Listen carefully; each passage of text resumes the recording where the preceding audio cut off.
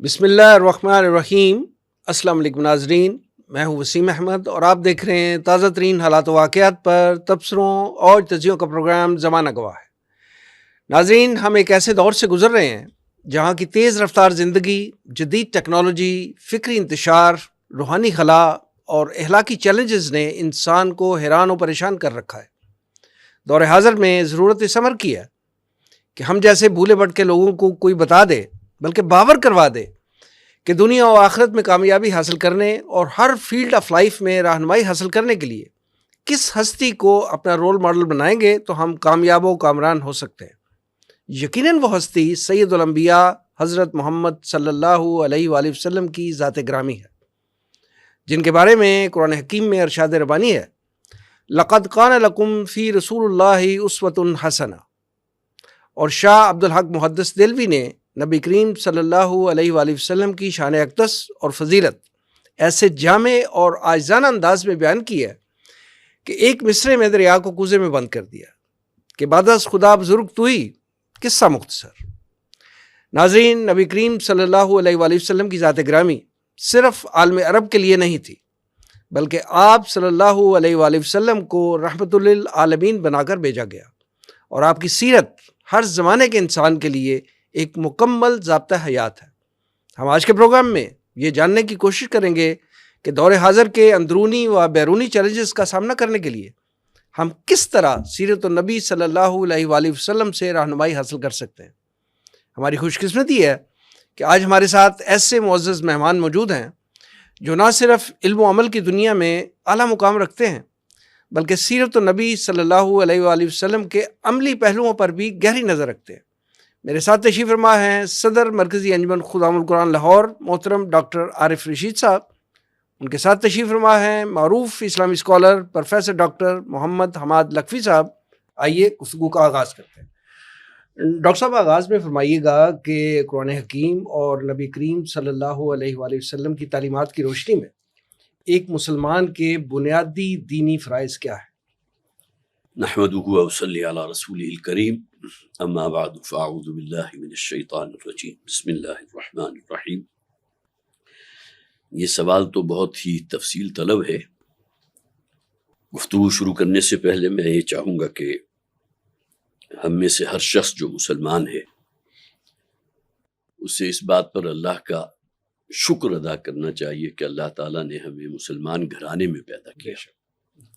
اس لیے کہ واقع یہ ہے کہ ہم میں سے کسی کی اگر ولادت کسی ہندو، سکھ یا عیسائی کسی گھرانے میں ہو جاتی تو شاید 0.01% بھی امکان اس بات کا نہ ہوتا کہ ہمیں اسلام اور قرآن جیسی دولت مہیا ہوتی۔ اور واقعتاً یہ اپنی جگہ بہت بڑی بات ہے کہ ہم نے جب شعور کا جیسے ہی آنکھ ہماری کھلی ہے تو ہم اپنے گھر میں اپنے بزرگوں کو نماز پڑھتے آتے جاتے، ان کے ساتھ جمعے کے لیے جاتے، اور اس کے ساتھ ساتھ محمد رسول اللہ صلی اللہ علیہ وسلم کے ساتھ ایک خصوصی محبت کا معاملہ۔ جہاں تک معاملہ اس بات کا ہے کہ قرآن حکیم اور سیرت نبوی صلی اللہ علیہ وسلم یہ اصل میں دو بنیادی پلرز ہیں کہ جس پر دین کی عمارت قائم ہوتی ہے۔ جہاں تک معاملہ اللہ پر ایمان کا ہے، ایمان باللہ کا ہے، اس میں اطاعت اور محبت دو چیزیں جمع ہوں گی تو عبادت رب، یہ اصطلاح جو والد محترم نے بہت عام کی کہ عبادت سے مراد صرف نماز، روزہ، حج، زکوٰۃ ہی نہیں ہے، بلکہ پوری زندگی میں اللہ کی بندگی اختیار کرنا اصلاً عبادت ہے۔ اور محمد رسول اللہ صلی اللہ علیہ وسلم پر ایمان کا تقاضا کیا ہے؟ اتباع رسول صلی اللہ علیہ وسلم، اور یہ اتباع اسی اطاعت اور محبت دونوں جذبات کے ساتھ جو اللہ کے لیے ہے، اس لیے کہ ان دونوں کے بغیر نہ عبادت مکمل ہوگی نہ ہمارا اتباع مکمل ہوگا۔ قرآن حکیم کا اگر مطالعہ کریں تو ہمیں پورا کوڈ آف لائف ملتا ہے قرآن حکیم میں کہ ہمیں زندگی کیسی بسر کرنی ہے۔ سورہ بقرہ میں جس تفصیل کے ساتھ ہمارا جو عائلی اور معاشرتی نظام ہے اس کے بارے میں احکامات ملتے ہیں، اتنی مائنیوٹس ڈیٹیل کے اندر بات کی گئی۔ یہی وجہ ہے کہ ہم یہ کہتے ہیں کہ اسلام جو ہے وہ مذہب نہیں ہے بلکہ دین ہے۔ بنیادی فرق ہے اس میں۔ مذہب جو ہے وہ چند عقائد کا نام ہے، چند مراسم عبودیت کا نام ہے، کچھ سوشل کسٹمز ہیں، کچھ ریچولز ہیں، جبکہ اسلام ان الدین عند اللہ الاسلام، اللہ کے نزدیک تو اصل دین جسے کہتے ہیں، code of life, system of life, وہ تو اسلام ہے۔ تو اس حوالے سے اصل شے جو ہمیں مطلوب ہے کہ ہماری دینی ذمہ داریاں، قرآن حکیم کا مطالعہ کیجئے، سیرت مطہرہ کا مطالعہ کیجئے، تو ایک کمپلیٹ پکچر ہمارے اوپر واضح ہو جاتی ہے۔ اس کو بہت خوبصورت ایک مثال دی جاتی ہے، اور واقعتاً شاید یہ مثال اس سے پہلے اور کسی نے نہ دی ہو، کہ اسلام کو اصل میں ایک سے منزلہ عمارت سے تعبیر کیا گیا، جس کی ایک بنیاد ہے، ایک اس کا وہ لیول ہے کہ جو آپ کو نگاہوں کے سامنے ہے، پھر 4 پلرز ہیں، نماز، روزہ، حج اور زکوٰۃ، پھر اس کے اوپر ایک چھت ہے، پھر یہ پلرز اور اوپر جا رہے ہیں، دوسری چھت ہے، پھر اور اوپر جا رہے ہیں، پھر تیسری چھت ہے۔ تو جو دینی ذمہ داریاں بنتی ہیں یا فرائض دینی کا جو تصور ہے، تو اس میں مکمل نہیں ہوتا جب تک کہ عبادت رب، اللہ کی بندگی پوری زندگی میں، ادخلوا فی السلم کافہ، اور یہ حقیقت قرآن حکیم میں بیان کر دی گئی ہے کہ یہ جو جزوی عبادت ہے، جزوی بندگی ہے، یہ اللہ کے ہاں مقبول اس معنی میں نہیں ہے کہ صرف قابل قبول نہیں ہے کہ اس کی بنیاد پر نجات ہو جائے گی۔ سورہ بقرہ میں اگرچہ تذکرہ ہے یہود کا، لیکن اصل میں ہم سے پہلے جو سابقہ امت تھی وہ تو یہود تھے۔ تو قرآن حکیم میں جگہ جگہ ہمیں گویا کہ وہ آئینہ دکھایا گیا کہ تم سے پہلے جو سابقہ امت تھی ان کا کیا طرز عمل تھا۔ افتؤمنون ببعض الکتاب وتکفرون ببعض، تو وہاں تو صاف کہہ دیا گیا اللہ کی کتاب، اللہ کی شریعت کے ایک حصے کو ماننا، اس پر ایمان رکھنا، اس پر عمل کرنا، اور اسی اللہ کی دی ہوئی اور شریعت جس کا تعلق ہماری عملی زندگی سے ہے، جس کا تعلق قول و فعل سے ہے، جس کا تعلق لین دین سے ہے، سیرت و کردار سے ہے، اس کو بالکل بھلا دینا، یہ تو گویا کہ پھر بالکل ایک جزوی اطاعت ہوگی۔ تو بنیادی طور پر تو صرف نماز، روزہ، حج اور زکوٰۃ کی حد تک نہیں، بلکہ یہ کہ دین میں پوری زندگی آتی ہے، اور اس میں ہماری زندگی کا کوئی شعبہ ایسا نہیں ہے کہ جو اس سے خالی ہو۔ تو قرآن حکیم کا مطالعہ کر لیجیے یا یہ کہ سیرت مطہرہ کا مطالعہ کر لیجیے، تو وہاں سے جو چیزیں ہم اخذ کرتے ہیں وہی اصل میں ہمارا بنیاد بنے گی کامیابی کی، اس دنیا میں بھی اور آخرت میں بھی۔ وَأَنْتُمُ الْأَعْلَوْنَ إِن كُنتُم مُؤْمِنِينَ، تم ہی لازماً سربلند رہو گے اگر واقعتاً تمہارے اندر ایمان موجود ہے۔ ڈاکٹر صاحب یہ فرمائیے گا کہ دور حاضر میں ہماری جو نوجوان نسل ہے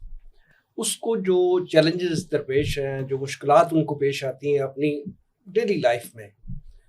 ان کے حل کے لیے، ان سے نپٹنے کے لیے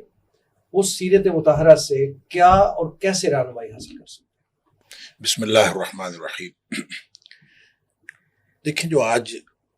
کے دور کا نوجوان ہے اس کو اگرچہ ملٹیپل چیلنجز کا سامنا ہے، لیکن جب ہم سیرت کے حوالے سے دیکھتے ہیں تو میرے خیال میں سب سے پہلا چیلنج جو ہے وہ ہمارے گھروں کا ماحول ہے، جو ہماری نوجوان نسل کو ملتا ہے،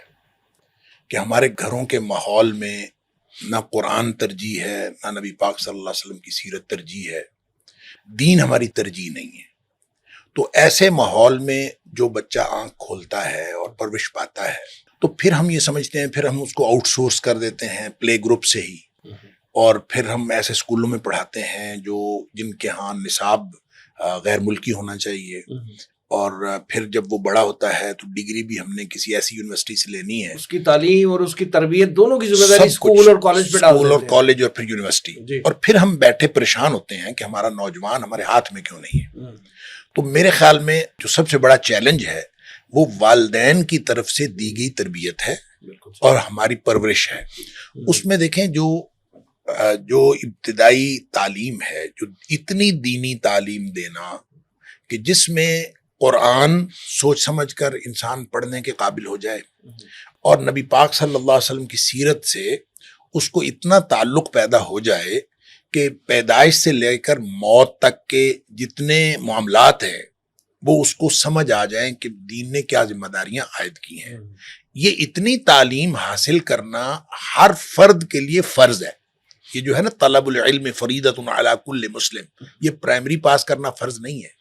یہ میٹرک پاس کرنا فرض نہیں ہے، ہم نے تو اسکولوں کے اوپر لکھ دیا نا طلب العلم فریضۃ۔ یہ جو فرض ہے یہ العلم کی تعلیم ہے، اور العلم سے مراد کتاب و سنت ہے. تو کتاب و سنت کی اتنی تعلیم حاصل کرنا ضروری ہے، فرض ہے کہ جو کم از کم اتنا اس کو پتہ چل جائے دین کا کہ وہ پیدائش سے لے کر موت تک کے مسائل سے آگاہ ہو جائے اور اس کو دنیاوی اور اخروی امتحان میں کامیابی کا طریقہ بتل جائے. اگر ہمارے والدین اتنی تعلیم اپنے بچوں کو نہیں دیتے تو وہ گناہگار ہیں،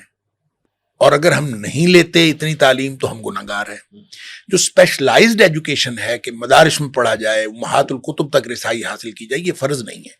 یہ اسپیشلائزڈ ایجوکیشن ہے، کسی نے لینی ہے لے، نہیں لینی نہ لے، لیکن قرآن سے تعلق ہو، شروع سے لے کر آخر تک قرآن سوچ سمجھ کر پڑھنا آ جائے، اور نبی پاک صلی اللہ علیہ وسلم کی سیرت کے ساتھ زندہ تعلق ہو. چونکہ ہمارے گھروں میں ایسا نہیں ہے، اور چونکہ بالعموم اللہ ماشاءاللہ بعض ایکسیپشنل کیسز ہیں جو آج بھی دین کو ترجیح کر دیتے ہیں، یا آج بھی بچوں کو جو ہے ابتدائی دین تعلیم اس طرح کے دیتے ہیں جو فرض تعلیم کم از کم دے دیں. اس کے بعد بچے ڈاکٹر بنے، انجینئر بنے، جو مرضی بنے، لیکن کم از کم ان کو بنیادی تعلیم تو ہو. اچھا، جب اس کو یہ چیلنج درپیش ہے تو پھر سارے کے سارے جو چیلنجز ہیں وہ منہ کھولے کھڑے ہوتے ہیں. اس کو ہر طرح کا دھوکہ دیا جا سکتا ہے. یہ دور بھی تو دھوکے کا ہے نا. نبی کریم صلی اللہ علیہ وسلم نے فرمایا ستاتی علی الناس سنون خداع، لوگوں کے اوپر ایک ایسا دور آئے گا جو دھوکے کا دور ہو، دھوکے کے سال آئے. اور دھوکے کے سال کیا ہے؟ آپ نے پھر اس کی تشریح فرمائی، یصدق فیہ الکاذب ویکذب فیہ الصادق ویؤتمن فیہ الخائن ویخون فیہ الامین، کہ سچے کو جھوٹا سمجھا جائے گا، جھوٹے کو سچا سمجھا جائے گا، دیانتدار کو بددیانت سمجھا جائے گا، اور بددیانت کے اوپر اعتماد کیا جائے گا. ایسے حالات ہوں گے. اب جب ایسے حالات کا سامنا ہے، میں یہ سمجھتا ہوں کہ جو نئی نسل ہے اس نے جو تعلیم حاصل کی ہے اس میں وہ بنیادی تعلیم کوئی نہیں ہے، اور اس کی ابتدا کارٹون سے ہوتی ہے. اور کارٹون جو ہے ہمارے سارے بچوں کی، اور جو نوجوان نسل ہے جو یہ ٹام اینڈ جیری دیکھ کے یہ بچے اتنے بڑے ہوئے ہیں، اور ان کے اندر وہ جو کارٹون نے اور وہ جو میڈیا انہوں نے استعمال کیا ہے، اس نے جو ان کے اندر، ان کی فطرت کے اندر اور ان کی تربیت کے اندر جو انہوں نے کردار ادا کیا، یقین کریں میں ایک بات کہتا ہوں، اور یہ آپ اس کو اندازہ کر لیجئے گا، میں نے تو اپنی اس نئی نسل کو دیکھا ہے. گیو اپ کر دینا، جو بات نہیں ہو، جو کام نہیں ہوتا اس کو ناممکن سمجھ کے چھوڑ دینا، جہاں مشکل آتی ہے اس کو چھوڑ دیں، گیو اپ کر دیں. یہ ان کے اندر بہت زیادہ، اور یہ کیا ہے؟ یہ کارٹون سے آیا ہے. کارٹون کے اندر چونکہ ایک خاص لیول تک وہ جاتے ہیں، اور اس کے بعد وہ سین چینج ہو جاتا ہے. اگر جہاں کہیں بھی جتنی بھی خرابی ہوئی ہو اس کے بعد وہ دوبارہ سے شروع ہو جاتا. اب یقین کریں ہمارے فیملی کے 2 بچے تھے، انہوں نے گاڑی چلانا سیکھی تو ایک دن دونوں نے یوں ٹکر کی آپس میں، جیسے وہ بچپن سے دیکھتے آئے تھے. ان سے پوچھا کیوں کیا ہے؟ اس لیے کیا کہ ہم دیکھتے ہیں کیا ہوتا ہے. Just for fun. Yes, cartoon سے جو کچھ دیکھا ہے ان کو پتا ہے کہ یہ کریں گے دوبارہ، کارٹون میں ہر چیز دوبارہ صحیح ہو جاتی ہے، لہٰذا یہ بھی صحیح ہو جائے گا. تو آپ یہ دیکھیں کہ ایک بچہ جو ہے وہ اس کے اندر یہ ایک تو گیو اپ کرنا، اور ایک کسی چیز کو حقیقی نہیں لینا. یہ ہماری جو تربیت کا فقدان ہے، اس کا کوئی نعم البدل نہیں،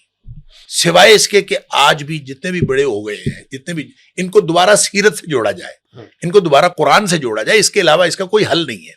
قرآن سے جوڑیں گے ان کی سمجھ ٹھیک ہوگی. اللہ تعالیٰ فرماتا ہے ان تتقوا اللہ یجعل لکم فرقانا، اگر تم اللہ کا تقوی اختیار کرو گے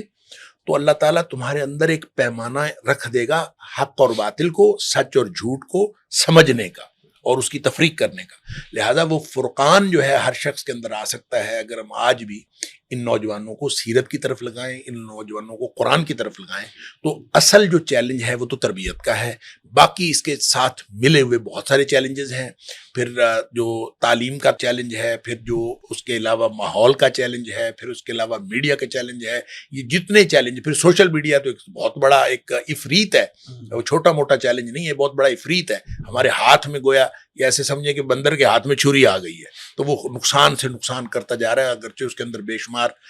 پازیٹیو اس کی فوائد ہیں اور پازیٹیو اس کے ہیں مقاصد، لیکن اگر کوئی شخص اس پازیٹیو مقاصد پہ چلے، ہمیں تو 90% بلکہ 99% لوگ جو ہیں وہ اس کا نیگیٹو استعمال، یعنی جو برے اثرات ہیں وہ تو ہم قبول کر رہے ہیں 99% یا 100%، اور جو اچھا ہم کر سکتے تھے وہ کوئی کر رہا ہے، کوئی نہیں کر رہا. وہ 2-4% اچھے اثرات بھی اور اچھا اس کا عمل بھی، اچھا استعمال بھی. بالکل صحیح، بہت کم. ڈاکٹر صاحب یہ فرمائیے گا کہ کیا وجہ ہے کہ نبی کریم صلی اللہ علیہ وآلہ وسلم نے اپنی حیات طیبہ میں جس رواداری، تحمل، برداشت اور اخلاقیات کا درس ہمیں دیا، اس کا عکس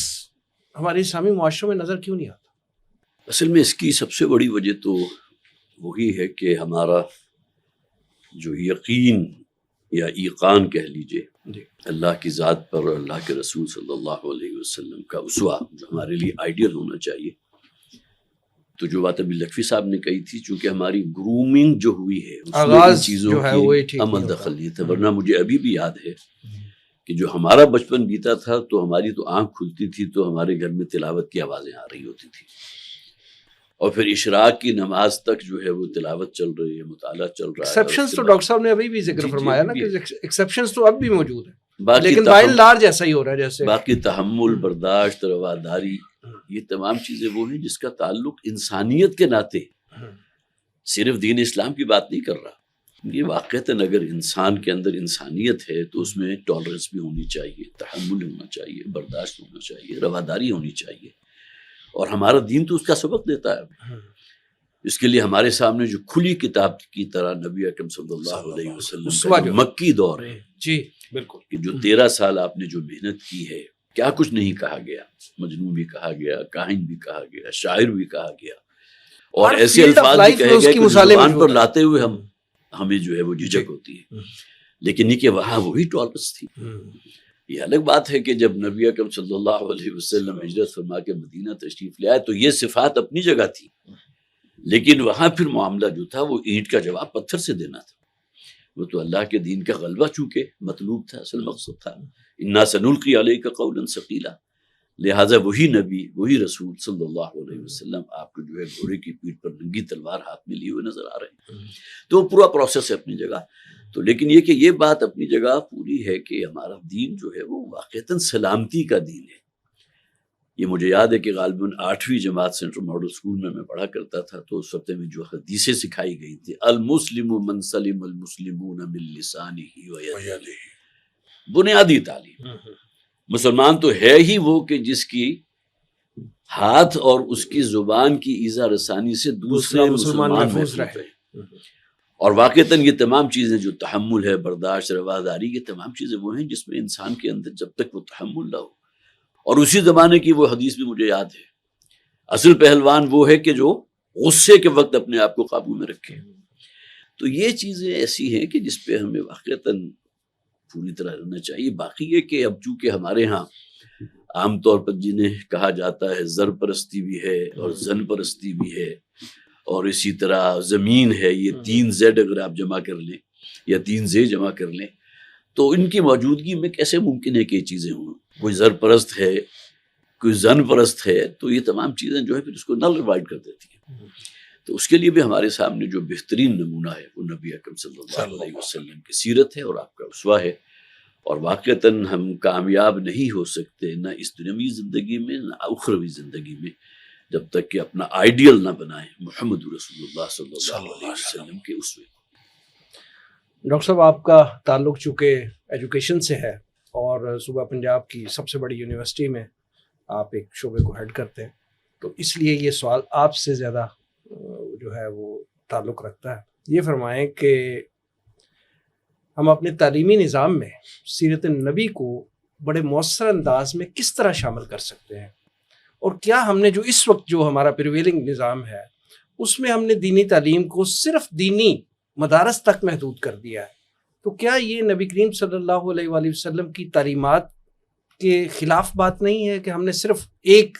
مخصوص شعبے تک محدود کر دیا ہے؟ سیرت النبی کا اتنا بڑا موضوع جس میں ہمیں ہر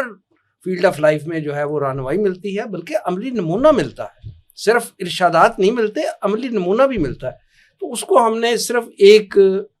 دینی مدرسے ایک سیگمنٹ تک محدود کر دیا ہے، اور ہمارے باقی معاملات جو ہیں وہ ایسے چل رہے ہیں جیسے مطلب ان کا اس بات سے کوئی تعلق ہی نہیں۔ تو کیسے ہم مؤثر انداز میں اپنے تعلیمی نظام میں سیرت النبی کے معاملے کو ایڈ کر سکتے ہیں؟ دیکھیں، جہاں تک مدارس کا تعلق ہے، میں یہ بات اپنی اگلی بات کرنے سے پہلے عرض کر دوں کہ مدارس نے دین کے تحفظ کے لیے بڑی شاندار خدمت کی ہے، اور یہ وہ این جی اوز ہیں کہ انہوں نے بغیر کسی हुकूमती सरपरस्ती के और बगैर किसी हुकूमती ताउन के हर दौर में इन्होंने दीन को कायम रखा है। और आज जितना दीन कायम है और दीन का इल्म कायम है और दीनी तालीम के साथ कुछ ताल्लुक मौजूद है और हमारे मुआशरे के अंदर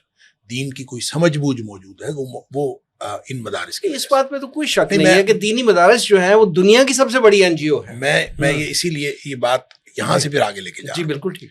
लिहाजा वहां तो जितनी दीन की तालीम दी जा रही है वो, क्योंकि ये स्पेशलाइज्ड इदारे हैं एजुकेशन के, दीनी तालीम के, लिहाजा उनके अंदर तो वो कंप्रीहेंसिवली सारी चीजें उसमें आ जाती हैं। जब हम कॉलेजेस यूनिवर्सिटीज के अंदर रहते हैं, खास तौर पे हायर एजुकेशन में, तो वहाँ हर फील्ड की अलग तालीम दी जाती है और हर फील्ड की अलग तालीम में जो दीन है या इस्लामियात है ये एक डिसिप्लिन की हैसियत रखता है। अब ये देखें, जब आपने इस्लाम तो वो था जिसका ताल्लुक हर शख्स की जिंदगी के साथ था। जो फिजिक्स पढ़ रहा है उसकी जिंदगी से भी था, बिल्कुल, जो केमिस्ट्री पढ़ रहा है उसकी जिंदगी, इंजीनियरिंग, मेडिकल साइंस, जो भी कुछ पढ़ रहा है इसका ताल्लुक उसके साथ था। अब इस्लाम जो है वो इस्लामियात बन गया, इस्लामियात बन के ये बाकी मज़ामीन के एट पार आ गया। तो ये जब इस्लामियात बना और इसकी जो डिग्री तस्लीम की जाने लगी, तो ये हम तरक्की की तरफ नहीं गए, हम तनज़्ज़ुली की तरफ गए हैं। इस्लाम लोगों की जिंदगियों से निकल गया है और इस्लामियात का जो उस्ताद है और इस्लामियात का जो तालिब इल्म है वो भी ज़रूरी नहीं समझता, जिस तरह से केमिस्ट्री का तालिब इल्म उसके लिए ये ज़रूरी नहीं है कि केमिस्ट्री उसकी ज़िंदगी में नज़र आए या फिजिक्स उसकी ज़िंदगी में नज़र आए, इसी तरह इस्लामियात के तालिब इल्म में ज़रूरी नहीं कि उसकी ज़िंदगी में इस्लामियत नज़र आए। उसकी वजह यह है कि वो एक डिसिप्लिन है बाकी डिसिप्लिन की तरह, ये इसका जिंदगियों से ताल्लुक खत्म हो गया। जिंदगियों से अगर ताल्लुक रखना था तो हमने इस इस्लामियात को इस्लाम ही रखना चाहिए था और इसको बाकी जो सब्जेक्ट हैं सब के साथ इसको सब के ऊपर एक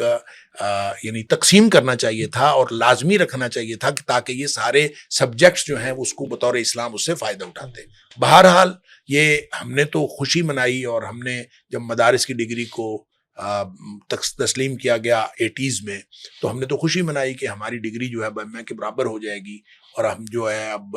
टीचर लग जाएंगे और लेक्चरर लग जाएंगे। तो बहरहाल ये एक तरह की एक दुनियावी एतबार से बड़ी कामयाबी थी और वो कामयाबी है भी, उसके बहुत सारे फ़वाइद भी हैं, लेकिन उसका एक बहरहाल नुकसान ये है कि इस्लाम हमारी ज़िंदगियों से निकल गया। अब अगर हमने वापस लाना है तो उसको मुअस्सर तरीके से निसाब का हिस्सा बनाना पड़ेगा। और अब तो हमने इस्लामियत लाजमी रखी हुई है ग्रेजुएट लेवल पे, और वो लाजमी इस्लामियत उसमें थोड़ा थोड़ा मुख्तलिफ जो टच किए जाते हैं और बस एक छोटा सा सब्जेक्ट है उसको पास करना है। और जैसे इस्लामियात एक डिसिप्लिन के तौर पर सिर्फ पास करना और उससे फ़ायदा लेना है, यहाँ तक लोग कहते हैं कि हमारे तालीमी निज़ाम में चूँकि पढ़ाया ही जाता है और सिखाया ही जाता है कि आपने पढ़ना है उसके बाद नौकरी लेनी है, तो जिन लोगों को इस्लामियत पढ़ने के बाद नौकरी नहीं मिलती वो ये कहते हैं कि हमें अगर आप नौकरी नहीं दिलवा सकते तो हमें पढ़ाया क्यों है। यानी इसके अलावा कोई कॉन्सेप्ट ही नहीं, हमने इस्लामियत और किसी मकसद के लिए पढ़ी नहीं, हमने नौकरी। लिहाजा हमें इस्लामियात को और इस्लाम को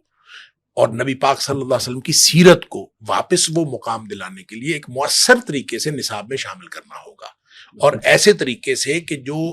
बचपन से लेकर यानी प्राइमरी से लेकर और फिर हायर एजुकेशन तक और स्पेशलाइज्ड एजुकेशन तक वो आपके साथ एक दर्जा बदर्जा इस तरह से शामिल हो कि आप इब्तिदा में वो जो इब्तदाई तालीमात हैं सीरत की वो शामिल हों, फिर आहिस्ता आहिस्ता जैसे जैसे आपका लेवल बढ़ता जाता है सीरत की भी हायर स्टडीज़ उसके साथ शामिल हों। और जब तक ये मौसर तरीके से उसमें शामिल ना किया जाए, फिर उसमें उस्ताद का बड़ा दखल है। जो पढ़ाने वाला उस्ताद है वो ऐसा शख्स होना चाहिए जिसकी ज़िंदगी में इस्लाम हो। अगर उसकी अपनी ज़िंदगी में इस्लाम नहीं है तो पढ़ाने वाला शख्स जो है वो निसाब जितना मर्जी अच्छा बना दे फिर वो उसका फिर भी कोई फ़ायदा नहीं होता। तो जितना निसाब अच्छे की ज़रूरत है उतना ही उस्ताद अच्छे की ज़रूरत है। और ये इन दोनों चीज़ों के ऊपर अगर तवज्जो दी जाए और हम निसाब तालीम में सीरत भी शामिल करें और सीरत के जो असातिज़ा हैं उनको ट्रेनिंग दे के इस तरह शामिल करें कि आपने जो सीरत पढ़ानी है वो इस तरह के लोगों की ज़िंदगी में इस्लाम आ जाए। अगर हम इस तरह की कोई हाई लेवल प्लानिंग कर सकें मुल्की लेवल पे तो फिर इसके जो खातर खा फ़वाइद हासिल किए जा सकते हैं। लेकिन जब ये तो एक लॉन्ग टर्म प्लानिंग है, जब हम ये नहीं कर सकते तो कम से कम आप विद इन दिस सिस्टम आप कोई ना कोई काम करना चाहें तो कर सकते हैं। मिसाल के तौर पर पंजाब यूनिवर्सिटी में हमने एक काम किया جو اس سے پچھلے وائس چانسلر صاحب تھے, اللہ تعالیٰ ان کو جزائے خیر دے. ایک تو ترجمہ قرآن گورنر صاحب کی طرف سے نوٹیفیکیشن آیا کہ ساری کلاسوں کو ترجمہ قرآن پڑھایا جائے, بڑی اچھی بات ہے, گو تھرو ہوں گے.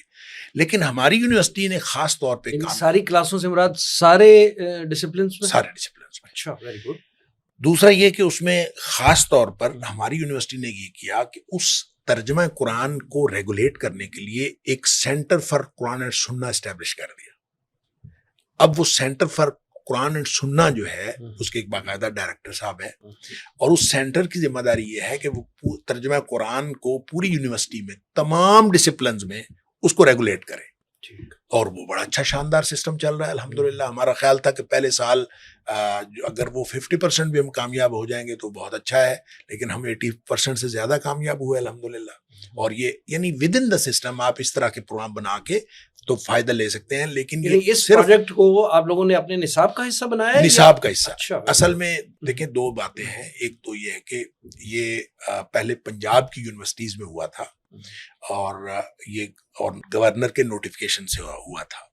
اور پورے پنجاب کی یونیورسٹیز میں ترجمہ قرآن لازمی قرار دیا گیا. پورے قرآن کا ترجمہ, پورے قرآن کا ترجمہ, ہاں جی. اور 4 سال لیول ہے نا ڈاکٹر صاحب, 4 سالوں میں 4 سالوں میں پورے قرآن کا ترجمہ انہوں نے اس میں رکھا تھا. لیکن وہ بعض یونیورسٹیوں نے اس کو پورے قرآن کو نہیں رکھا, انہوں نے سلیکٹیو کر لیا, کسی نے کچھ کر لیا, کسی نے کچھ, ہر ایک کا اپنا سٹائل تھا. لیکن ہماری یونیورسٹی میں تو ہم نے پورا قرآن الحمد سے والناس تک اس کو ہم نے امپلیمنٹ کیا, اور ہم نے اہتمام اس بات کا کیا کہ کم از کم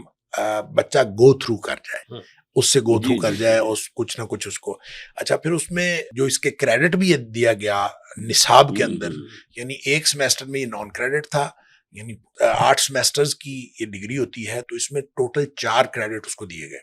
تو 4 میں سے پھر ایک سیمیسٹر نان کریڈٹ ہوتا تھا اور ایک سیمیسٹر کریڈٹ کا. یہ وہ سسٹم تھا جو گورنر کے نوٹیفیکیشن سے ہمارے یہاں ہوا. ایک اب نیا نظام ایک اور شروع ہوا ہے, اور جس سے ابھی نتائج کیا آتے ہیں یہ واللہ عالم بعد میں پتہ چلے گا, کہ HEC کے نوٹیفیکیشن سے اب پورے پاکستان کی یونیورسٹیز میں فہم قرآن کے نام سے 2 کریڈٹ کا کورس رکھ دیا گیا ہے. اچھا, اور وہ سارے ایم فل میں بھی, BS میں بھی, اور ہر سبجیکٹ میں اس کو فہم قرآن کا ایک رکھ دیا گیا ہے. اور یہ بالکل اس سال, یہ پہلا سال ہے وہ امپلیمنٹ ہوا ہے. اب وہ امپلیمنٹ ہوگا, پھر اس کے بعد وہ فہم قرآن کی بھی ایک خاص اس کا نصاب ہے, اور وہ نصاب ابھی تقسیم ہو رہا ہے, اور اس میں پھر یہ سمجھ لیں کہ یہ پہلے سے دوسرا قدم ہے. یہ دوسرا قدم ہے. تو یہ اصل اگرچہ پاکستان میں جو پرائمری لیول پہ اور سیکنڈری لیول اس پہ بھی ایک کام ہوا ہے, اور وہ ہوا ہے ایکٹ آف پارلیمنٹ سے. وہ پچھلی گورنمنٹ نے کیا تھا. وہ ایکٹ آف پارلیمنٹ سے ہوا تھا کہ کلاس 1 سے لے کر کلاس 6 تک ناظرہ, اور کلاس 6 سے لے کر کلاس 12 تک جو ہے وہ ترجمہ, یہ پورا کا پورا پڑھا دیا جائے قرآن کا. اور یہ ایکٹ آف پارلیمنٹ سے تھا, اور یہ امپلیمنٹ ہو گیا تھا. لیکن بعد میں پھر اس میں لوگوں نے تبدیلیاں کر لیں, اور اب صرف سلیکٹڈ صورتیں رہ گئی ہیں, اور وہ پورا قرآن نہیں رہا. وگرنہ وہ بڑا شاندار جو قانون پاس ہوا تھا وہ بڑا شاندار تھا, اور اس میں پھر ایک متفقہ جو ہے وہ ترجمہ بھی پورے پاکستان کی تمام دینی جماعتوں نے اس کے اوپر دستخط کی, ایک متفقہ ترجمہ بھی ہوا. لیکن بہرحال وہ اس طرح سے امپلیمنٹ نہیں ہو سکا. یہ وہ کاوشیں ہیں جو میں عرض کر رہا تھا کہ یہ ود ان دا سسٹم یہ کاوشیں ہیں جو کی جا سکتی ہیں, اور یہ صرف قرآن کے لیے نہیں, یہ سیرت نبوی کے لیے بھی کی جانی چاہیے. اور اس میں سیرت کو بھی اسی طرح کمپریہنسولی اس کا حصہ بنانا چاہیے, اور پرائمری سے لے کر ماسٹرز لیول تک اور ایم فل لیول تک اس کو اس طرح سے چلایا جائے کہ اس کے لیولز ڈیفرنٹ ہوتے جائیں, اور پوری سیرت کا مطالعہ ہو جائے. تو اس سے وہ فوائد حاصل کیے جا سکتے ہیں کہ جو ایک مسلمان کی زندگی کو سیرت کے ساتھ جتنا تعلق ہونا چاہیے کہ وہ اس طرح کا تعلق کی خاطر پیدا ہو جائے. ڈاکٹر صاحب, جیسا کہ آپ جانتے ہیں کہ اسلام جو ہے وہ ایک مکمل ضابطہ حیات ہے, اور نبی کریم صلی اللہ علیہ وآلہ وسلم جو ہیں وہ رحمت للعالمین ہے. آپ یہ فرمائیے کہ نبی کریم صلی اللہ علیہ وآلہ وسلم نے تجارت, ذخیرہ اندوزی, سود کی ممانعت اور اسلام کا جو معاشی نظام ہے اس حوالے سے جو ہمیں تعلیمات دی ہیں, ان ساری تعلیمات کو لے کے آج کا معاشرہ کہاں پہ کھڑا ہے؟ اصل میں اگر ہم جائزہ لیں اپنی زندگیوں کا, تو شروع کے تقریباً 25 برس تو آپ اس میں سے نکال دیجئے کہ جس میں بچپن بھی ہے, لڑکپن بھی ہے, پھر ٹین ایج بھی ہے, اور اس کے بعد تعلیم ہے. اس کے بعد انسان عملی زندگی میں آ جاتا ہے. اب 25 برس سے لے کر 60 65 70 برس تک کا یہ پورا پیریڈ جو دورانیہ ہے، اس میں اگر ہم ذرا تجزیہ کریں تو واقعتاً ہماری جو ٹائم ڈسٹریبیوشن ہے، 24 گھنٹے میں سے 8 گھنٹے تو آپ نیند کے اور استراحت کے نکال دیجئے، بقیہ کچھ اور ایکٹیویٹیز ہیں، تو تقریباً بقیہ جو ٹائم آپ کے پاس بچتا ہے اس کا بہت بڑا حصہ ہماری معاش سے متعلق ہے۔ کوئی شخص شو روم پر بیٹھا ہے، کوئی ٹریڈنگ کر رہا ہے، کوئی کہیں ملازمت کر رہا ہے، کوئی ڈاکٹر ہے تو اچھی اونچے درجے کی پریکٹس بھی کر رہا ہے۔ تو یہ وہ تمام ہمارا عملی زندگی کا جو ایک پہلو ہے، معاشی نظام، اس ضمن میں ہمارے دین نے جو ہمیں تعلیم دی ہے، اور جس کے لیے وہی بات میں کہوں گا کہ نمونہ کامل ہے محمد رسول اللہ صلی اللہ علیہ وسلم، اس لیے کہ یہ تمام چیزیں وہ ہیں کہ جس سے ہر شخص گزرتا ہے۔ اب حضور کی تعلیم کو اگر ہم اپنے سامنے رکھیں تو حضور نے فرمایا التاجر الصدوق الامین، وہ تاجر کے جو راست باز بھی ہے اور امانت دار بھی ہے۔ اس میں اور بھی بہت کچھ ایڈ کر لیجیے، وعدہ کرتا ہے تو اس کو پورا کرتا ہے۔ من غش فلیس منا، کوئی شخص ملاوٹ کر رہا ہے تو اللہ کے رسول نے فرمایا اس کا مجھ سے کوئی تعلق نہیں ہے۔ تو یہ تمام چیزیں وہ ہیں کہ جس کا تعلق ہماری معاش سے ہے، اور ہماری زندگیوں کا ایک بہت بڑا حصہ، کوئی شخص صبح 8 بجے گھر سے نکلتا ہے اور رات 8-9 بجے واپس آتا ہے، یہ 12 گھنٹے جو اس نے گزارے ہیں وہ کس کام کے لیے گزارے؟ کچھ کمائی کر رہا ہے، معاش کے لیے گزارے۔ اور یہاں بھی مجھے نبی اکرم صلی اللہ علیہ وسلم کی حدیث یاد آئی کہ حضور نے فرمایا کل نفس یغدو فبائع النفس، ہر شخص جو صبح کرتا ہے صبح سے شام تک اپنے آپ کو بیچ رہا ہے، انویسٹ کر رہا ہے، لدو اونٹ کی طرح لگا رہا ہے۔ فَمُعْتِقُهَا أَوْ مُوبِقُهَا، جو شخص بھی قرآن پر ایمان رکھتا ہے اور واقعتاً ایمان اس درجے کا جو اس کے عمل، سیرت و کردار پر بھی اثر انداز ہو، اور اس کے ساتھ ہی اسوہ محمدی صلی اللہ علیہ وسلم و فرامین نبی وہی ہیں جو ان کے سامنے رہتے ہیں، تو حضور نے فرمایا ایک شخص وہ ہے جو صبح سے شام تک لگا رہا، محنت کی اس نے، لیکن یہ کہ شام کو گھر لوٹا تو اپنی گردن کو آگ سے آزاد کرا کر لوٹا، راست باز رہا ہے، اس نے کسی قسم کی ڈس آنیسٹی نہیں کی ہے، وعدہ کیا تو اس کو پورا کیا ہے، کمٹمنٹ ہے تو اس پر پورا اترا ہے۔ او موبقھا، اور دوسرا شخص وہ ہے کہ جو صبح سے شام تک تو اس نے کیا، لیکن جو اخلاق چاہیے، جو ہمارا دین ہمیں سکھاتا ہے، اس سے کوسوں دور رہا، جھوٹ بھی بولتا رہا، وعدہ خلافی بھی کرتا رہا، اس سے اور آگے آپ چلے جائیے تو اس میں رشوت خوری بھی ہے، کوئی حرام خوری بھی، تمام چیزیں۔ ظاہر ہے کہ آج کا جو ہمارا اصل فوکس اگر صرف دنیا اور یہاں کی چمک دمک اور یہاں کی زیب و زینت ہو جائے گی تو یہ تمام چیزیں اسی کے مظاہر ہیں کہ جس میں سے آدمی گزرتا ہے۔ تو یہ واقعتاً ایک اپنی جگہ بہت بڑی حقیقت ہے کہ ہماری زندگی کا ایک بہت بڑا حصہ اس کا تعلق ہماری معاش سے ہے، اور ہمارے دین نے حرام اور حلال اس کو جس طرح واضح کیا، خاص طور پر آپ نے چونکہ اپنے سوال میں سود کا ذکر بھی کیا تھا، اس حوالے سے اگر میں کچھ عرض کروں کہ سال ہا سال کی محنت تھی اور کتنا کچھ کام اس میں نہیں کیا گیا، یہ موٹی موٹی جو ہیں اس کی فائلیں جو ہے مرتب کر لی گئیں، اور پھر وفاقی شرعی عدالت نے بھی فیصلہ دے دیا کہ یہ واقعتاً بینک انٹرسٹ جو ہے وہ بھی سود ہے، لیکن آج اس فیصلوں کے ہوئے بھی سالوں گزر چکے، ہماری کوئی پیش رفت نہیں۔ کچھ باتیں ہوتی ہیں تو مستقبل بعید کے بارے میں ہوتی ہیں کہ 2029 لمبی ڈیڈ لائنز دے دی جاتی ہیں، تو ظاہر ہے کہ پھر یہ تو طور طریقے وہ نہیں ہے نا کہ اللہ کی رحمت کے بھی ہم امیدوار ہوں، اور دوسری طرف یہ کہ ہمارا اپنا طرز عمل یہ ہو، اور اسی طرح ہمارے معاشرتی نظام کا ایک بہت بڑا حصہ شرم ہے، عصمت ہے، عفت ہے، حیا ہے، اب معلوم ہوتا ہے کہ اس کا تو ڈھیلا ہوتا چلا جا رہا ہے، اور خاص طور پر یہ چھوٹا سا آلہ جو آپ کے ہاتھ میں، سب کے ہاتھ میں ہے، ظاہر ہے ہم مجبور ہے، اگر آپ کو چلنا ہے تو اس کے بغیر تو اب آپ چل ہی نہیں سکتے، تو اس میں جو کچھ بھی اب فیڈ ہو رہا ہے خاص طور پر نوجوان نسل کے اندر، واقعہ ہے کہ انسان کانپ اٹھتا ہے کہ ہم کس طرف جا رہے ہیں، اور اس عالم میں ہم اگر اللہ کی رحمت کی امید کیجئے، بالکل لا تقنطوا من رحمت اللہ، لیکن اپنے اندر بھی تو کوئی عزم اور ارادہ ہونا چاہیے اس سمت میں آگے بڑھنے کا۔ ڈاکٹر صاحب نے ابھی جیسے سیل فون کی بات کی ہے کہ اس کے ساتھ ہم لوگ جڑے ہوئے ہیں، اس کو خوش قسمتی کہیں یا بدقسمتی کہیں کہ ہماری سوسائٹی جو ہے وہ میڈیا گائیڈڈ سوسائٹی بن چکی ہے، اور اس وقت جو صورتحال ہے، ہمارا نوجوان نسل جو ہے وہ پرنٹ میڈیا سے، الیکٹرانک میڈیا سے، ڈیجیٹل میڈیا سے، سوشل میڈیا سے اس قدر فیضیاب ہو رہے ہیں، اس قدر اٹیچ ہو چکے ہیں کہ وہ ان کا اوڑھنا بچھونا ایک طرح سے موبائل فون ہی بن چکا ہے۔ آپ یہ فرمائیے کہ کیا سوشل میڈیا سے جو اتنی اٹیچمنٹ ہے، یہ نبی کریم صلی اللہ علیہ وآلہ وسلم کی جو تعلیمات ہیں، ان کے ذریعے سے، ان گیجٹس کے ذریعے سے، ان ایپس کے ذریعے سے کیا درست تعلیمات ہم تک پہنچ رہی ہیں؟ دیکھیں میرے خیال میں اگر ہم آج کے دور کے بحران کی بات کریں تو جو سب سے بڑا بحران ہے نا وہ اخلاقی بحران ہے، اور اخلاقیات میں جو سب سے پہلی بات ہے وہ ہے جس کی طرف ڈاکٹر صاحب اشارہ کر رہے تھے، وہ ہے سچ بولنا اور جھوٹ سے بچنا، اور پھر اس کے ساتھ جڑی ہوئی ساری چیزیں ہیں۔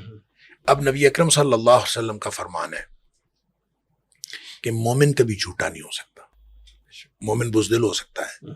مومن کنجوس ہو سکتا ہے، جھوٹا نہیں ہو سکتا۔ اب اس کا مطلب یہ ہے کہ مومن ہے تو جھوٹا نہیں، جھوٹا ہے تو مومن نہیں۔ اب ہم اپنی زندگیوں کو ذرا اس کے حساب سے دیکھیں۔ اب نبی اکرم صلی اللہ علیہ وآلہ وسلم نے جو تاجروں کے بارے میں فرمایا، جو حدیث ڈاکٹر صاحب نے پیش کی، اس کو ذرا نا ادروائز دیکھیں۔ نبی کریم صلی اللہ علیہ وسلم نے فرمایا، ترمذی شریف کی حدیث ہے، صحیح حدیث ہے، آپ فرمایا ان التجار هم الفجار، یہ جو کاروباری لوگ ہیں نا، تاجر، یہ سارے فجار ہیں، اور فجار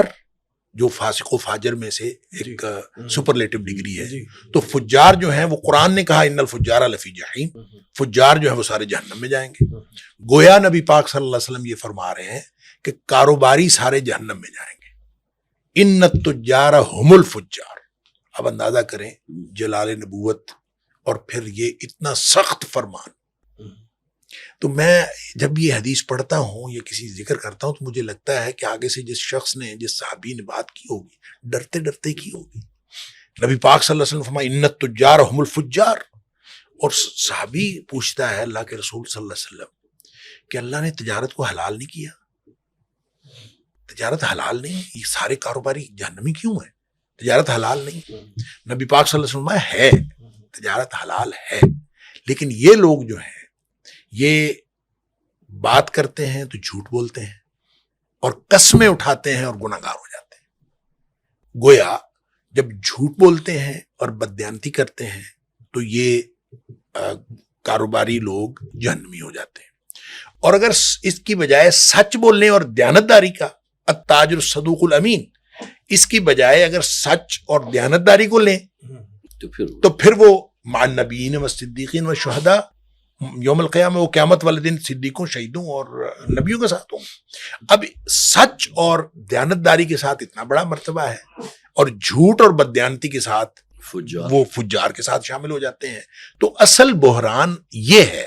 جس کے بارے میں ایک حدیث کے اندر آتا ہے، یتبع المؤمن علی کل خلق، مومن کے اندر ہر خرابی ہو سکتی ہے، اخلاقی خرابی، جس کو ہم اخلاقی خرابی کہ کوئی زیادہ غصے والا ہے، کوئی زیادہ بڑبولا ہے، کوئی زیادہ بات کرنے والا ہے، کوئی نہیں بالکل بات کرتا، کوئی خرابی، کوئی کنجوس ہے، کوئی زیادہ فضول خرچ ہے، کچھ بھی ہو سکتا، سوائے دو باتوں کے۔ دو باتیں مومن میں نہیں ہو سکتی، الا الکذب والخیانہ، جھوٹ نہیں ہو سکتا، بددیانتی نہیں ہو سکتی۔ ہم جو دیکھ رہے ہیں، ہم نے آج کا انسان جو دیکھا ہے، اور آج ہر طرف جس چیز کا دورہ ہے وہ جھوٹ اور بددیانتی ہے، اور یہی وہ چیز ہے اصل میں جس نے مجھے، آپ کو، ہم سب کو، اور آج کے نوجوان کو اور آج کے انسان کو گمراہ کیا ہوا ہے۔ اور ہم اس کے، اور جب خاص طور پہ سوشل میڈیا کو دیکھتے ہیں تو سوشل میڈیا تو ایک ایسا ٹول ہے جس کے اوپر سچ جھوٹ کا پتہ ہی نہیں چلتا، یعنی آپ کوئی بھی چیز کرنا ہی مشکل ہو جاتا، آپ کو سمجھ نہیں آتی کہ یہ ہے کیا، اور اس کے اندر اتنے ٹولز آ گئے ہیں اور اتنا کچھ آ گیا ہے، اور پھر اے آئی نے تو تباہی مچا دی ہے کہ آپ کی آواز ہے، آپ کی تصویر ہے، اور آپ ہی بات کر رہے ہیں، لیکن وہ بات آپ نے نہیں کہی، اور یہ ہو رہا ہے۔ تو یعنی جھوٹ اس قدر ہر طرف پھیل گیا ہے، تو آپ اس کے بعد اور اس کا استعمال کرنے کے بعد آپ کیا توقع کرتے ہیں؟ اور دوسری جو اس میں جو آمدنی کے ذریعے کے طور پر اس کو استعمال کیا جانے لگا، اس کے پھر چند ٹکے ملنا شروع ہو گئے، تو اس پر تو پھر لوگوں نے بے حیائی کی ساری حدود پار کر دیں، کہ چونکہ اس سے پیسے ملتے ہیں۔ جب جتنی زیادہ بے حیائی ہوگی، جتنی زیادہ اخلاق باختہ چیزیں ہوں گی، اتنا زیادہ جو ہے وہ لوگوں کی ویورشپ ہوگی، اور جتنی زیادہ ویورشپ ہوگی اتنے زیادہ پیسے ملیں گے۔ اب اس کے علاوہ اور کچھ رہا ہی نہیں۔ اور آپ دیکھ لیں 90% جو سوشل میڈیا کے اوپر جو ایکٹیویٹیز مل رہی ہیں، اور خاص طور پر نوجوانوں کو جو مل رہی ہیں، وہ ساری اس طرح کی رہ گئی۔ بات سیرت کی، تو سیرت کا اگر کہیں کبھی کوئی حدیث آ جاتی ہے، کبھی کوئی چیز آ جاتی ہے، تو آپ اس کو تعین نہیں کر سکتے کہ جھوٹ ہے کہ سچ ہے. یعنی حدیث کہی ہوگی، حوالہ بھی نیچے دیا ہوگا، مسلم کا حوالہ میں نے خود دیکھی، حدیث ہے اور مسلم کا حوالہ دیا ہوا، وہ حدیث ہے ہی نہیں. یہ نہ صرف یہ کہ مسلم میں نہیں ہے، سرے سے ہے ہی نہیں، اور وہ دڑ دڑ شیئر ہو رہی ہے، اور وہ شیئر ہو رہی ہے. بلکہ صرف مسلم کا حوالہ نہیں، حدیث نمبر بھی دی ہوتی حدیث ہے، نمبر بھی دیا ہوتا ہے، اور کہیں اس کا کوئی سراغ نہیں اور ملتا. کہیں وہ حدیث ہوتی ہی نہیں. اور یہ اس طرح سے اتنا جھوٹ اور وہ پھیلایا جا رہا ہے، اور آگے سے آگے. اور نبی پاک صلی اللہ علیہ وسلم کا فرمان کہ کسی شخص کے جھوٹا ہونے کے لیے اتنی بات کافی ہے کہ وہ ہر سنی سنائی بات کو آگے کر دے، اور ہم ہر سنی سنائی بات کو آگے، حدیث ہے چلو جی، حدیث ہے چلو، کوئی تحقیق نہیں کرتا. اور آج کل تو حالات یہ ہو گئے ہیں کہ علماء کرام بھی، اللہ تعالیٰ معاف فرمائے، وہ بھی ان کا بھی استفادہ سوشل میڈیا سے ہو رہا ہے یا آن لائن سورسز سے ہو رہا ہے، اور وہ بھی اصل کتابوں سے کوئی نہیں رجوع کرتے. یقین کریں کہ پچھلے دنوں میں ایک کوئی پوسٹ تھی کسی کی، تو میں اس کو شیئر کرنے لگا، اس میں حدیث کا حوالہ دیا ہوا تھا، تو میں نے نا اس کو شیئر کرنے لگا، پھر میں نے نہیں شیئر کی. تھی بڑی اٹریکٹیو، مجھے یاد نہیں ہے کون سی تھی، تو ضروری چیز تھی، تو میں شیئر کرنے لگا، پھر میں نے روک لیا اپنے آپ کو، یا شاید میں نے شیئر ایک دفعہ کر دیا، پھر میں نے ڈیلیٹ کر دی. میں نے کہا اس کا حوالہ نہیں. پھر مجھے اس کا حوالہ مل گیا سلسلہ صحیحہ کا. سلسلہ صحیحہ کا حوالہ ملا، میں نے اس کو حوالہ اور نمبر اوپر لکھا، پوسٹ وہی کسی کی بنی ہوئی، تو میں نے اس کے اوپر حوالہ نمبر اپنی طرف سے لکھا. نہیں، حوالہ نمبر پوسٹ کے اندر، پوسٹ تو بنی ہوئی تھی نا، تو میں نے اوپر اپنے اسٹیٹس میں اس کا حوالہ نمبر لکھے، ویریفائی کرنے کے بعد میں نے حوالہ نمبر لکھا اور میں نے شیئر کر دیا. ایک کسی عالم دین کا اس میں کمنٹ آیا کہ یہ تو اس کتاب میں حدیث ہے ہی نہیں، اس نمبر پر یہ حدیث ہے ہی نہیں، کمنٹ آیا. تو میں نے اس کو جو ہے نا اس کے پیج کی کاپی، پیج کی تصویر لے کے نا تو اس کے ساتھ لگا دی کہ میں نے کہا یہ دیکھ لو، یہ کتاب ہے، ہاں یہ کتاب ہے، اور یہ اس کا صفحہ ہے، اور یہ حدیث نمبر ہے. اور آگے سے وہ حضرت صاحب جو ہیں انہوں نے بھی مجھے ایک پیج کی تصویر بھیجی، اور وہ آن لائن سورس کی تھی، آن لائن سورس سے انہوں نے لی، قدر جعلسازی ہو، ہاں جی، اور آن لائن سورس سے انہوں نے لی، اور وہاں نہیں تھی. تو میں نے پھر اس کے اوپر لکھا، میں نے کہا حضرت آپ اصل کتاب سے جا کے دیکھیں، آپ کو حدیث مل جائے گی. بات اصل میں یہ ہے کہ ہم اصل کتاب سے اس کو تصدیق بھی کرنے کے قابل نہیں رہے، ہم اس طرح سے اتنا زیادہ ڈیپینڈ کرنے لگے اس کے اوپر، اور سارے لوگ اسی کے اوپر کتابیں پڑھتے ہیں. ٹھیک ہے، پڑھنا کوئی حرج نہیں ہے، آپ اس کے اوپر پڑھیں، لیکن تصدیق تو آپ کم از کم اوریجنل کتابوں سے کریں اور اصل کتابوں کے ساتھ کریں. لہذا کہنے کی بات یہ ہے کہ سوشل میڈیا کے اوپر ڈیپینڈ کر کے نہ کسی خبر کے اوپر اعتماد کیا جا سکتا ہے، نہ کسی تعلیم کے اوپر اعتماد کیا جا سکتا ہے، نہ کسی حدیث کے اوپر اعتماد کیا جا سکتا ہے. تو سیرت کا آپ نے اگر علم حاصل کرنا ہے تو اس کے لیے سوشل میڈیا نہیں ہے. سوشل میڈیا آپ کو کبھی بھی کسی کوئی اتھینٹک نہیں بتائے گا. سیرت کے لیے آپ کو پڑھنا ہے تو نبی پاک صلی اللہ علیہ وسلم کی سیرت کی جو اتھینٹک کتابیں ہیں انہیں کو پڑھنا پڑے گا. البتہ آن لائن سورسز میں پی ڈی ایف کتابیں پڑھی ہوتی ہیں، آپ پی ڈی ایف کو کتاب اٹھائیں، وہ آپ پڑھ لیں، وہ اوریجنل کتاب ہوگی، اس کے اندر عام طور پہ کوئی جعل سازی نہیں ہوتی. تو پی ڈی ایف آپ پڑھ لیں گے تو اس میں چیزیں جو ہے آپ کو اصل مل جائیں گی. اگر آپ نے آن لائن ہی پڑھنا ہے تو پی ڈی ایف کتابیں اٹھائیں، اور جو جینون کتابیں ہیں، جو اتھینٹک سیرت کی کتابیں ہیں وہ پڑھیں، جس سے سیرت کا علم آپ کو حاصل ہو. اور قرآن اور حدیث کا علم حاصل کرنا اور سیرت کا علم حاصل کرنا، جیسے میں نے شروع میں بھی عرض کیا کہ یہ ہمارے لیے فرض ہے، اور یہ فرض علم میں سے ہے. اور اگر ہم حاصل نہیں کرتے یا ہم اپنے بچوں کو اتنا دین کا علم نہیں دیتے تو ہم اپنے فرض سے کوتاہی کر رہے ہیں، ہم گناہگار ہو رہے ہیں، اور صرف گناہگار ہی نہیں ہو رہے، ہم اپنی اگلی نسلوں کو تباہ بھی کر رہے ہیں. ڈاکٹر صاحب، پروگرام کے آخر میں ہمیں رہنمائی یہ دیں کہ میرے جیسا گناہگار مسلمان جب آپ جیسے اسکالرس کی گفتگو سنتا ہے، وہ سوچتا ہے، سمجھتا ہے کہ انف از انف، بہت ہو گیا، اب میں جو ہے وہ توبہ کرتا ہوں، اپنے گناہوں سے اللہ کی طرف لوٹتا ہوں، اور وہ کوشش کرتا ہے کہ میں جو ہے اب اپنے اعمال درست کروں گا، اور میں نبی کریم صلی اللہ علیہ وآلہ وسلم کی جو تعلیمات ہیں اس پہ چلوں گا، اور اپنی دنیا اور آخرت سنواروں گا. اس کے لیے، ایسے مسلمان کے لیے، ایک ایسے عام آدمی کے لیے سیرت النبی سے کیا رہنمائی ملتی ہے؟ دیکھیے جی، ہمارے لیے تو جسے آپ سب سے بڑی موٹیویشن یا ریئل موٹیویشن اگر آپ کہیں گے تو وہ نبی اکرم صلی اللہ علیہ وسلم کا اسوہ سیرت اور آپ کی ذات ہے، اور آپ کی ذات کے ساتھ اس درجے کی محبت کہ جس میں حضور نے فرمایا لا یؤمن احدکم حتی اکون احب الیہ من والدہ وولدہ والناس اجمعین. ترجمہ اگر میں کہوں تو تم میں سے کوئی شخص مومن ہو ہی نہیں سکتا جب تک کہ اس کے دل میں میری محبت تمام انسانوں سے، حد یہ کہ اپنے والدین سے بھی بڑھ کر نہ ہو. تو یہ محبت جو ہے صرف زبانی کلامی پہلے ہی جو ہے وہ بنیاد یہ پری ریکوزٹ بنتا ہے. اگر نبی اکرم صلی اللہ علیہ وسلم کے ساتھ وہ ایک جذباتی تعلق نہیں ہے کسی مسلمان کا، تو گویا کہ وہ تو اب پہلی سیڑھی پر قدم ہی نہیں رکھ رہا. اور حضور کے بارے میں حضرت عائشہ صدیقہ رضی اللہ تعالیٰ عنہ سے جب سوال کیا گیا تھا کہ ظاہر ہے کہ نبی اکرم صلی اللہ علیہ وسلم کی زندگی تو ایک کھلی کتاب کی طرح تھی، لیکن اس کے باوجود بھی جو گھر کی اندر کی زندگی ہوتی ہے تو صحابہ کے اندر یہ پیاس تو ہوتی تھی نا کہ اس کے بارے میں بھی کچھ سوال کریں. تو ایک صحابی نے جب سوال کیا تو حضرت عائشہ صدیقہ رضی اللہ تعالیٰ عنہ نے فرمایا کیا تم قرآن نہیں پڑھتے؟ کہا کیوں نہیں پڑھتے؟ قرآن تو پڑھتے ہیں. وہ تو اس میں تو جسے آپ کہیے کہ اصل ایمان تو وہی ہے. تو پھر انہوں نے فرمایا کان خلقہ القرآن. گویا کہ جس سے آپ دوسرے الفاظ میں اگر میں کہنا چاہوں کہ نبی اکرم صلی اللہ علیہ وسلم تو قرآن مجسم تھے. تو حضرت عائشہ صدیقہ جو گویا کہ جیسے آپ کہیے گھر کی جو خاص تخلیق کی زندگی ہوتی ہے ان سے بڑھ کر تو کوئی واقف نہیں ہے. اگرچہ آپ کا جو تجلیہ تھا وہ تمام لوگوں کے سامنے تھا، اس کے اندر کوئی چیز ایسی نہیں تھی کہ جو مخفی ہو. تو اس حوالے سے تو دنیا اور آخرت کی جو کامیابی ہے اس کا تعلق اصل بنیاد یہی ہے کہ ایک تو یہ کہ ایمان ان تمام باتوں پر جو اللہ کے رسول صلی اللہ علیہ وسلم نے جو باتیں ہم تک پہنچائی. قرآن پر ایمان تو ہے، اس کے بارے میں تو کوئی نہیں کہہ سکتا، وہ تو اللہ کا کلام ہے. لیکن یہ کہ حدیث اور سیرت اور اسوہ جو ہے وہ پھر اس پر ایک ایڈیشن ہو جاتی ہے، جس میں ظاہر ہے کہ آج ہماری رسائی ہے، بڑی اچھی اچھی کتابیں آپ کو مل جائیں گی، اس میں بڑی اچھی باتیں جو آپ کو بڑی اٹریکٹ کرنے والی ہیں وہ مل جائیں گی. لقد کان لکم فی رسول اللہ اسوۃ حسنہ. سیرت کی کتابوں کا مطالعہ کرنا چاہیے اور ان کے ساتھ اس میں جو احتیاطیں ابھی ڈاکٹر صاحب نے جی تجویز فرمائی ہیں وہ ملحوظ خاطر رکھنی چاہیے. بالکل اس لیے کہ بہرحال سوشل میڈیا کے فتنوں میں سے یہ فتنہ ہے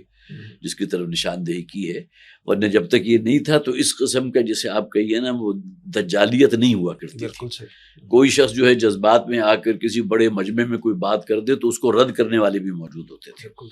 لیکن ابھی اس درجے عام ہو چکا ہے کہ ہر شخص تک اس کی رسائی ہے اور بغیر تحقیق کے کفا بالمرء کذبا ان یحدث بکل ما سمع. کسی شخص کے جھوٹا ہونے کے لیے جیسا کہ کہا فرمایا حماد صاحب نے بھی صرف سنی سنائی بات کو آگے نقل کر دینا، تو اس معاملے میں ہمیں بہت ہی محتاط رہنا چاہیے. اور بہرحال اس میں کوئی شک نہیں کہ آخرت کی کامیابی اس کا دار و مدار اللہ کی کتاب، اللہ کے رسول صلی اللہ علیہ وسلم سے محبت اور آپ کے اسوے پر عمل پیرا ہونے سے. ڈاکٹر عارف رشید صاحب اور ڈاکٹر حماد لکھوی صاحب پروگرام میں تشریف آوری کا بہت شکریہ. ناظرین یہ تھا آج کا پروگرام. آج کے لیے اتنا ہی. ہمارے تمام سوشل میڈیا پر اس پروگرام کا فیڈ بیک ضرور دیجیے گا. آپ ہمیں ای میل بھی کر سکتے ہیں. ہمارا ایڈریس ہے media@tanzeem.org. اگلے پروگرام تک کے لیے وسیم احمد کو اجازت دیجیے. اللہ نگہبان.